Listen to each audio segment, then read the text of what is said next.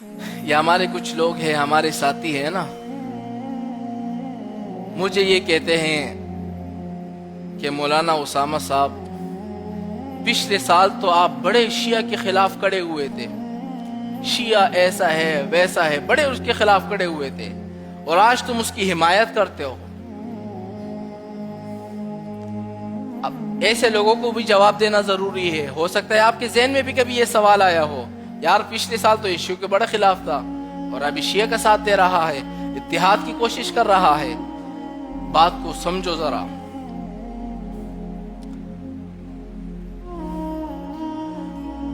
شیعہ کا اور سنی کا جو اختلاف ہے نا، وہ برسوں سے چلتا ہوا آ رہا ہے۔ جب ہم نے پچھلے سال یہ دیکھا یار ہم بھی شیعہ کے خلاف ہے، شیعہ بھی ہمارے خلاف ہے، آخر اس کا نتیجہ کیا نکلے گا؟ ہم اس کا خون بہائیں گے، وہ ہمارا خون بہائیں گے۔ ہم اس کے کسی ذاکر کو قتل کریں گے، وہ ہمارے کسی عالم کو قتل کرے گا۔ تو اس کا یہ حل نہیں ہے کہ ہم اس کو گالیاں دیں، اس کا یہ حل نہیں ہے کہ ہم اس کو قتل کریں، اس کا یہ حل نہیں ہے کہ وہ ہمیں مارے یا ہم اس کو ماریں۔ یہ کوئی حل ہے اس کا؟ بالکل حل نہیں ہے۔ آپ دیکھیں نا کتنے بڑے بڑے علماء شہید ہوئے، ضیاء الرحمن فاروقی، کتنے بڑے بڑے قداور علماء شہید ہو گئے۔ وہ ان کو دلیلیں دیتے رہے، شیعہ ان کو دلیلیں دیتے رہے، آپس میں بے اتفاقی، آپس میں مسلمانوں کی بے اتفاقی کرتے رہے۔ کتنے لوگ شہید ہوئے، کتنی بیویاں بیوہ ہو گئی، کتنے بچے یتیم ہو گئے۔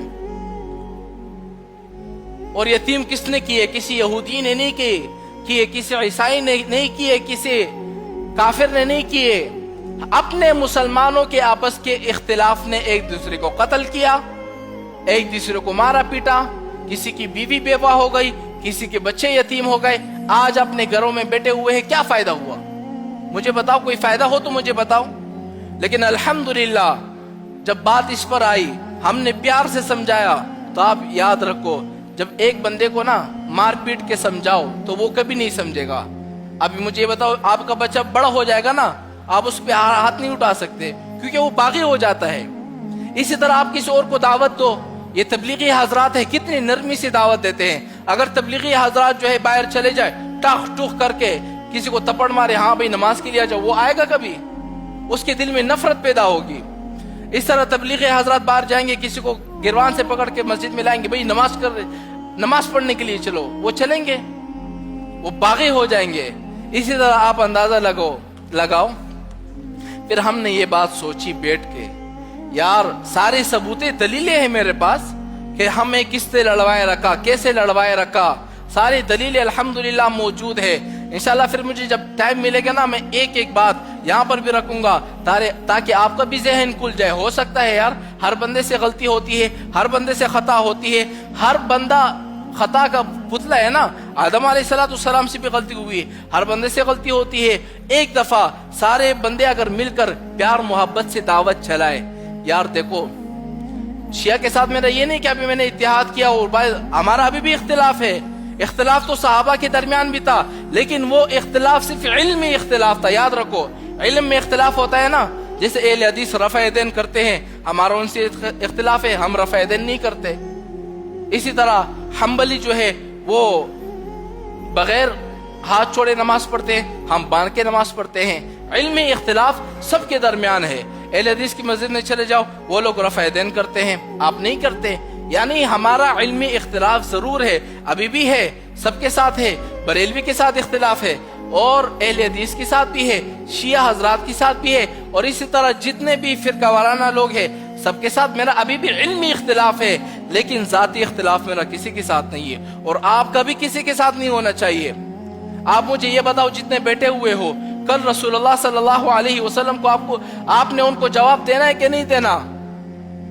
آپ اپنے آپ کو مسلمان سمجھتے ہو، دوسرے کو کافر سمجھتے ہو۔ اہل حدیث اپنے آپ کو مسلمان سمجھتا ہے، دوسرے کو کافر سمجھتا ہے۔ اگر شیعہ اپنے آپ کو مسلمان سمجھتا ہے، دوسرے کو کافر سمجھتا ہے، تو جنت میں کون جائے گا؟ پھر تم کس محمد رسول اللہ صلی اللہ علیہ وسلم کی باتیں کرتے ہو؟ کیا سب نے نبی کا سامنا نہیں کرنا؟ سب کو یہ پتا ہے کہ آخرت میں ایک دفعہ ہمارے نبی سے ملاقات ضرور ہوگی۔ سب کو اللہ تعالیٰ کے پاس جانا ہے. تو آپ یاد رکھو، ایک بات اور یاد رکھو، آپ لوگ آپس میں بیٹھے ہوئے ہیں، جتنے بھی کاروباری حضرات ہیں، ایک بات اور یاد رکھو، یہاں پر مزے کی بات ہے. ہم لوگ جو یہ فرقہ وارانہ بات کرتے ہیں نا، یہ دیوبندی ہے، یہ اہل حدیث ہے، یہ بریلوی ہے، یہ شیعہ ہے، ٹھیک ہے. ایک بندہ میرے پاس آیا ادھر سندھ سے، اس نے کہا کہ مولانا صاحب میرا یہ عقیدہ ہے اور میں دیوبندی کی مسجد میں جاتا ہوں اور میں کہیں پر بھی نہیں جاتا. جب میں اہل حدیث کے پیچھے نماز پڑھ لیتا ہوں تو میں دوبارہ نماز پڑھتا ہوں، ہو سکتا ہے میری نماز قبول نہیں ہوئی ہو. اچھا، میں نے کہا کہ اگر سوچو، اگر تمہیں کوئی بریلوی چندہ دے دے، لاکھ روپے چندے کے لیے آیا تھا نا، لاکھ روپے چندہ دے دے، آپ لوگے کہ نہیں؟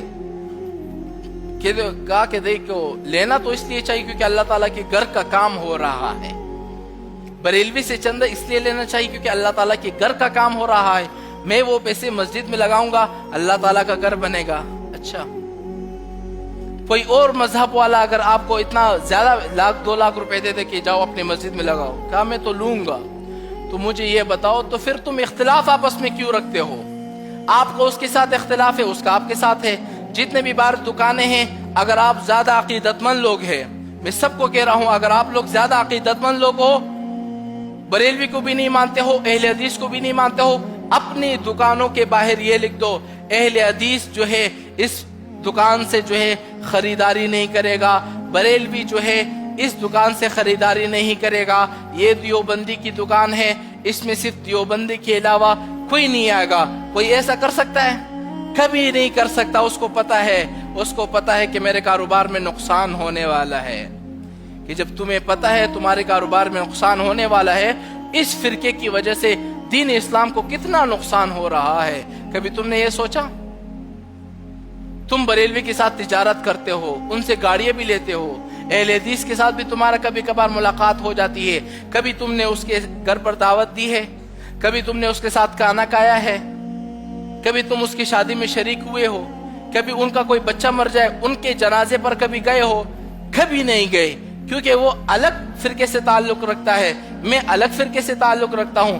اس لیے ہم جو ہے بس دیوبندی ہے، ہم صرف بریلوی ہے، ہم صرف اہل حدیث ہے. ان چیزوں کو خدا کے واسطے چھوڑ دو، خدا کے واسطے.